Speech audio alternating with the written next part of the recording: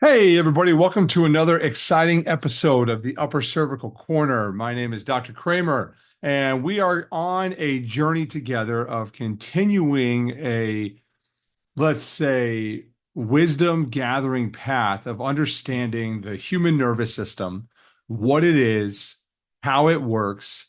And today we are going to cover, really more importantly, what are symptoms of a problem with the nervous system. And I think this is something that will hit home to many of you and will really loop together everything we have been talking about the last 3 weeks. Because if you recall, when we start with this idea of what is the nervous system is very simply our brain stem, our spinal cord, and then the nerves that communicate to the organ systems of the body to maintain it in normal adaptive states, meaning that you can function and operate to the best of your capability as a human being. And then we started to go down the pathway of really what is the purpose of the nervous system, right? And it is more importantly, the idea of what a nervous system does is that it communicates with the external environment, everything around me, the internal environment, everything inside of me, and it maintains that to ensure that we are optimally performing in the state that we are in the environment we are in. That process is called adaptation. And then last week we talked about how we measure that, right? Whether it be thermography or heart rate variability, one of these opportunities to look at the ability to see an expression of adaptation as monitored by the regulatory function of the nervous system. I think we are all good for that. And this week, we're going to dive into what are symptoms, right? And what are the symptoms of a broken down nervous system? Because I think this is a very important thing for many people that they fail to recognize. And I think they fail to recognize it because we are living in a rather confused environment, right? We have been indoctrinated by a medical paradigm that is designed to train us that if we have a symptom, there is a pill to treat it, right? And so today I got to jump over to my handy dandy whiteboard here that we can use as we're going to jump over to our screen share. And we are going to talk about ideas that go behind this nervous system dysfunction, right? And so if we have to really break this down, we have to say, we started with this idea that we have a brain, right? We have a brain stem, we have a spinal cord, right? And then we have nerves. And these are all responsible for maintaining the body, right? And the body is responsible for communicating back to that system.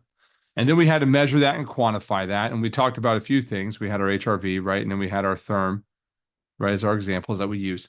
But in this, when we start talking about this brain and body connection, what we simply need to do is talk about a symptomatic presentation, right?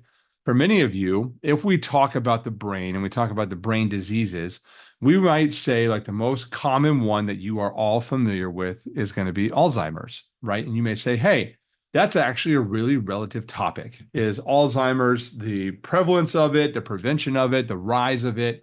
Maybe it hits home because you had a parent go through it or a grandparent go through it. But for many of you all, right, Alzheimer's, right? Another one, sports are on the rise. We're about to be in football season, so concussions, right? You may be like, hey, concussions, that's the problem with the brain, right? And inside of that, when we start talking about concussions, you might start talking about headache. You could be talking about migraine. You could be talking about dizzy, right? You could talk about nausea. You could discuss the idea of pain, which is not really a good one. It's rather a bad, poor analogy for describing neurological presentation. You can go into fog. You can go into anxiety, right? You can go into depression. All these things are ideas of like saying, hey, I have a problem with my brain, right? That's a symptom, right? An idea of saying, hey, there's a problem with my nervous system, right? If we go into brain stem, this is getting you things we have here with concussions. Your brain stem is actually going to be more importantly, all of these, right? It's actually not going to be your brain, right? Because this is really, really important to dive into.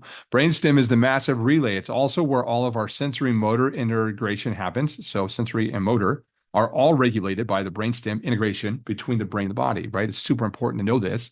because most of the time we will say, hey, I have a headache. I'm going to take some Excedrin. Hey, I have a migraine. I'm going to go get the latest and greatest shot. I forgot what the name of it is off the top of my head. Hey, I'm dizzy. I'm going to take some meclizine.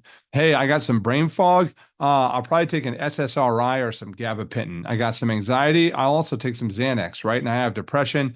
Maybe we can pile on a different SSRI, or maybe we can pile on another antidepressant to help us out. If I got pain, I got Tylenol. If I got nausea, I'm just going to, take an emetic, maybe something that's an anti-nausea medication, right? And so that's this idea of like, hey, let's just treat the symptom, right? But very rarely do we look at it and say, hey, something is going on with my brain stem or my nervous system. We just think this is a symptom. And so we have a pill to solve that problem. Instead, what I like to do is I like to take it and I like to work through the idea of what is a symptom, right? So this is our high level idea here, is that we simply went through, we said, hey, I got a, I have a headache, I have a problem, right? That's like the idea of like saying there's a nervous system issue. And so what I like to do is I like to say, really the purpose of the nervous system is adaptation, right? That's our number one system that we use, right? And then adaptation can be broken down into positive or negative adaptation that happens in the body. So if we subject our nervous system to stress, right, will that stress be received as something that is positive or negative? I don't know. That's a good question. Depends upon your state and what you're trying to achieve. Many of us view exercise as a negative stressor, but it is actually a positive stress for adaptation. Forgive me, my ear is itchy today. And another side of things you can look at is you could say, hey, diet is, a positive thing, right? That can happen over time to increase our resilience to stress.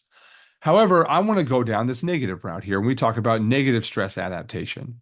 So if over time we are increasing our consumption of toxic things, so of consumption of toxicity, and toxicity in my world can be very simply done into your nutrition profile, right? We can go there. We go into your social profile, right? What are you watching? What are you reading? What are you doing in your social circles along those lines? Your exercise profile, right? We can take these down and go into your spiritual. You can go into financial, right? You can go into relationships. All of these things paint a picture of really what is happening to stress and how is that stress impacting your neurological state. And see, the problem that I run into when I'm in a consultation with the patient, or when we are discussing this nervous system and this idea of saying, hey, doc, I have these symptoms, right? Is that these symptoms are all presentations, stress. Oh, what's happening here? Of toxicity. You can also put trauma in here if you want to, because you have physical traumas itself. And so we have to navigate that and deduce that down, because realistically, you have been trained in the Western, very simple to do. We have a symptom, we have a pill, and then that should treat our problem, right? Check, I feel better. How long do I take the pill? I don't know. How long will those symptoms stay around? I don't know. But guess what? If this doesn't work, we have another option. Surgery. We have another option. Injections. We got another option. We could go talk about more pills, right? That's our idea that we run through. This is our circus. This is our cycle, right? So we have a symptom, we take a pill. The pill generates another symptom, so then we have another pill to counteract that.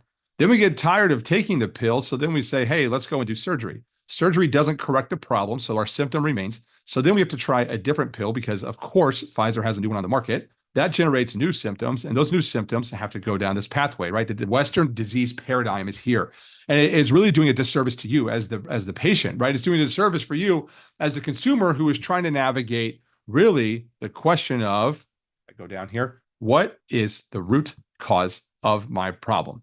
Without ever asking questions or focusing on any of it to the root cause right here. Right. And so what I see differently inside of my office and what I see inside of the upper cervical world is that we understand that if you have a problem with your nervous system, because it is the master system, then there is something that is irritating that. And what that something is causing problems above the problem, right? So that's going to be in the brain and down the problem in the body. So you are going to have brain symptoms and body symptoms, and there's going to be a choke point causing this to present. Normally, you might be showing up with the brain fog, and also in conjunction with the brain fog, you're going to be having some form of discomfort on the body side of things, right? Or you're having a migraine, and then you also get this neck discomfort, right? Or you're getting this head pain, and then you have issues down the chain, right? What we aim to do inside our office, a problem with your nervous system, because it is the master system. And if that problem is present and you can measure it with thermography, you more than likely have an upper cervical issue to find out how to fix that. That is incredibly, incredibly important. And when this whole storm manifests to something that you will need to have taken care of by an upper cervical doctor, period, end of story. Now, on the other side of the coin in my lava system, and the answer, because we validly ran a therm test, and in our therm test, we found out that you do not have a problem with your up here questions of consumption. What is going on with my toxic exposure? How is my nutrition? How is my social media consumption? How is my screen time over here, right? That's super important. What am I doing for exercise? Am I right with God? How am I managing my finances? What is going on with my relationships? What is going on with alcohol? How am I handling this, right? All these things paint a picture of evaluating root causes that could overwhelm your neurological state and that would inhibit adaptation. This is why it is so important to go through a health history and why it is so important to understand where our patients are coming from, because so many people are lost and confused in this Western paradigm.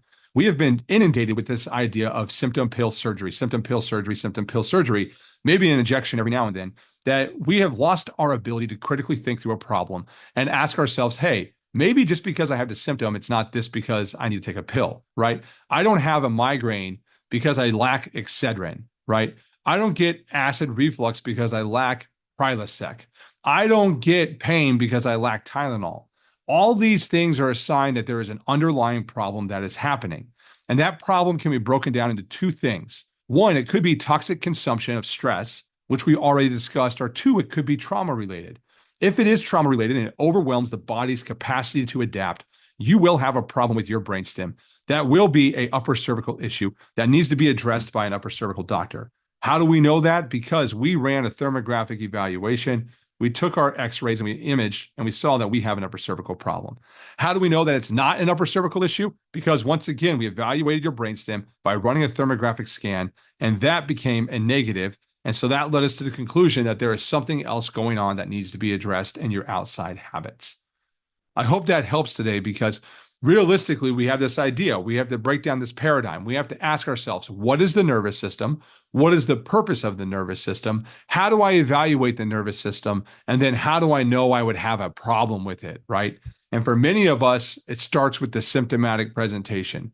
Yes, we want to help you heal from that symptom, but we have to ask ourselves first, is there a problem neurologically or is there not? If there is not, it becomes this easy cascade of navigating habitual change that over a 90-day window can generate for you the health that you desire. I hope you gained some wisdom today from this episode. And next week, we will be back. Let me check my notes because I want to be sure I give you guys the correct answer here. And we will answer the question of how do you improve your nervous system function if it is not an upper cervical problem. You all have a great week this week. Be back next week. Thanks for stopping in.